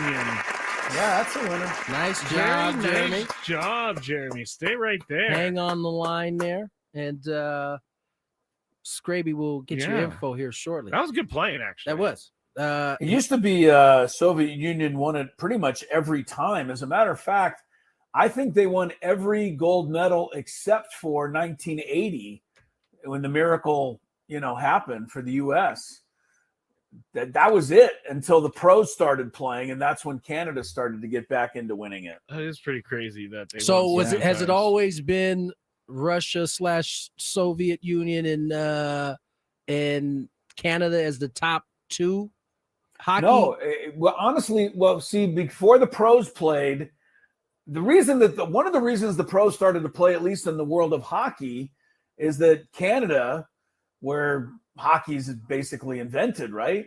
They got tired of sending their kids over and losing to professional players from Russia, right, or the Soviet Union. So no, the Soviet Union was unbeatable, and that's why the Miracle on Ice was the Miracle on Ice. That was a complete, utter, total mismatch in every way. So and that's why that will resonate for as long as it has. I mean, but no, Canada couldn't beat the Soviet Union either. No, back in those days. For a long time. I'm looking at right now. In 1960, the U.S. won at Squaw Valley, which is a great place up in Tahoe.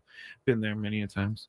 Didn't really need to say that. No, you did. And then it was Soviet Union, Soviet Union, Soviet Union, Soviet Union, United States in 1980, then Soviet Union, Soviet Union. Chris, what's the unified team? Because that's who. That was a year where the Soviet country blocks were not allowed to officially compete as the Soviet Union, so they just called them the unified team. But just they like basically the it was Olympic basically the athletes of Russia? Soviets. Yeah, it was exactly. That's yeah. right. But anyway, all right. Well, let's get to break. When we return, we got a Gwynn and Chris NFL pick'em, and we have to give away our prize after some traffic here. From the 855, get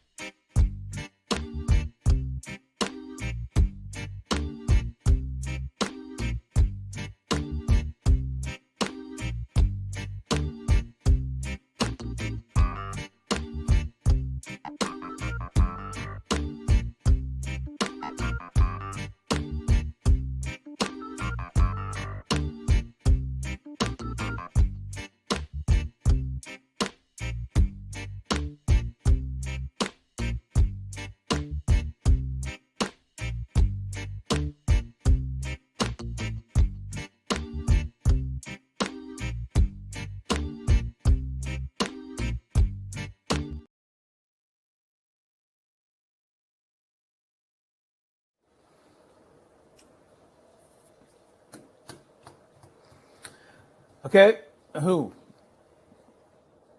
Go for it, Chris. I'm confused. Go for it. It's you, buddy. Not surprisingly. Chris Ello, Tony Gwynn Jr., trying to figure out who's saying hello to you on this segment. It'll be me, 420. We got a few minutes left here on our Thursday show, and back with a full 4 hours tomorrow. So we'll look forward to you then. And Scraby has lined us up some good stuff for the obviously that MLS big one is Monday night. So we're going to start diving into that tomorrow, along with all the other stuff. Yes. NFL Pick'em. Time for our weekly segment as Tony continues to try to track me down. I'm here. sorry, I got to interrupt you. Yep. Sorry. Do something here. Biggest fan. Oh, that's right. Way more Let me important. do this. Sorry. Yeah, thank you, Scrape. Woo! I almost just got a bunch of messages in my DMs. Yes, you will. Congratulations to today's biggest fan. And I believe this person is listening because I know this name. Tracy Collins of San Diego. Give us a call within the next 10 minutes at 833-288-0973, and you'll qualify for our grand prize, 20 tickets for you and your friends for a night in our Odyssey Suite at a Padres game with all of the fan staff later this season, catered by Spiro's Mediterranean Cuisine. Remember to register your name at 973thefansd.com/biggest-fan. Tracy Collins of San Diego, 10 minutes, 833-288-0973. Your 10 minutes starts now. All right, Chris, go ahead. No, I'm going to go back to you for the intro for the NFL Pick'em. It's time for Tony and Chris to face off. Playing for a season-long prize of pride. I see pride. I see power. The guys make their picks, and then they stress over their picks all weekend. No, please, no, no, no.